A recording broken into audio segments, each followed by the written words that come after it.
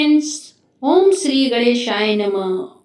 आज मैं आपको बताने वाली हूँ कि भगवान कृष्ण गोपियों के वस्त्र क्यों चुराते थे और क्या कारण था और उनकी ये एक लीला थी या क्या थी। ये सारी चीजें मैं आज आपको इस वीडियो में बताने वाली हूँ, तो वीडियो को लास्ट तक देखिएगा। चैनल को लाइक करना, सब्सक्राइब करना और बेल आइकन पर क्लिक करना मत भूलिएगा। दोस्तों, हिंदू धर्म ग्रंथों में भगवान श्री कृष्ण की लीलाओं से कई कथाएं पढ़ने और सुनने में मिलती हैं। ऐसा माना जाता है कि भगवान विष्णु ने कृष्णा अवतार में ही सबसे अधिक लीलाएं की, इसलिए भगवान श्री कृष्ण को लीलाधर नाम से भी पूजा जाता है। भगवान कृष्ण बचपन में जहाँ व्रज में लोगों के घर से माखन चुराकर खाया करते थे, वही शास्त्रों में यह भी वर्णन किया गया है कि वो जब युवा हुए तो नदी में नहाते हुए गोपियों के वस्त्र चुरा लिया करते थे। और अधिकतर जनमानस आज भी यह समझते हैं कि श्री कृष्ण नटखटता में गोपियों को तंग करने के उद्देश्य से उनका वस्त्र चुरा लिया करते थे, लेकिन ऐसा नहीं, बल्कि वास्तव में वे गोपियों को ज्ञान देने के लिए ऐसा किया करते थे, जिसका वर्णन हिंदू धर्मशास्त्रों में किया गया है। पद्म पुराण में वर्णित कथा के अनुसार एक दिन गोपियां जब अपने वस्त्र उतारकर नदी में स्नान करने जल में उतरी, तो वहीं भगवान कृष्ण एक पेड़ पर बैठकर ये सारा दृश्य देख रहे थे। कुछ देर बाद जब गोपियां नहाने में मग्न हो गईं, तो श्री कृष्ण चुपके से गोपियों के वस्त्र चुराकर पेड़ पर छुप गए। उधर जब गोपियां स्नान कर नदी से बाहर निकलने को हुई, तो वे अपने वस्त्रों को नदी के तट पर ना पाकर चिंतित हो उठी और सभी अपने वस्त्र ढूंढने लगी।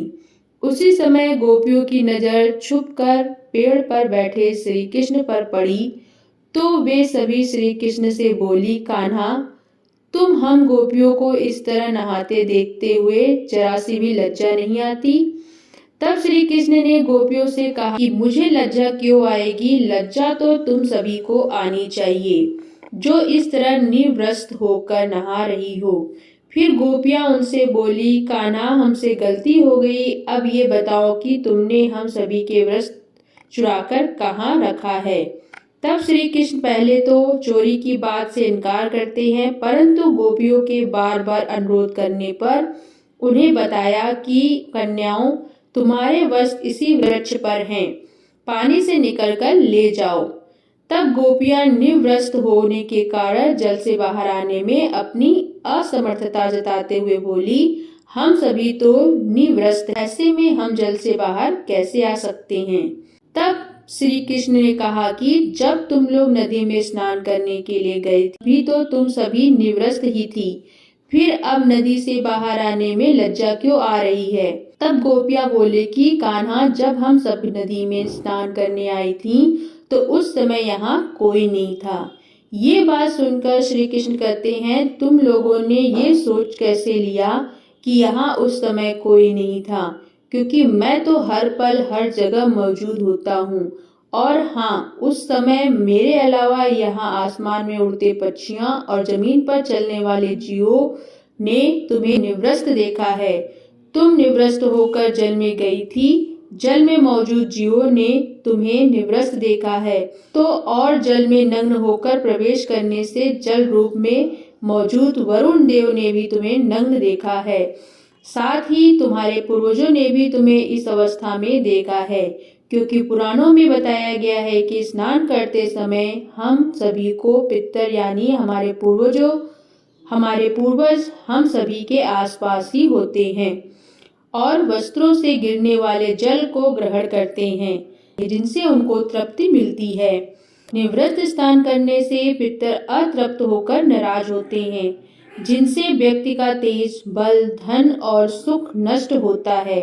इसलिए कभी भी निवृत्त होकर स्नान नहीं करना चाहिए। उसके बाद श्री कृष्ण गोपियों को वस्त्र लौटाते हुए कहते हैं कि कन्याओं, जब तक मनुष्य शरीर शर्म रूपी इस माया के बंधन में बंधा हुआ रहता है, तब वह मोक्ष को प्राप्त नहीं कर सकता है।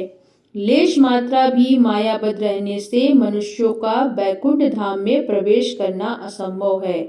यही समझाने के लिए मैंने तुम्हारे वस्त्र चुराए थे। तो गाइज आपको भी समझ में आया होगा इस स्टोरी से, इस कहानी से कि कान्हा जी गोपियों का वस्त्र क्यों चुराते थे। तो गाइज अगर आपको आज का वीडियो अच्छा लगा हो और आपको भी ये कारण जानकर समझ में आ गया हो कि हमें निर्वस्त्र नहीं नहाना चाहिए, यानी कि बिना कपड़ों के नहीं नहाना चाहिए, कुछ ना कुछ कपड़े तन पर होने चाहिए।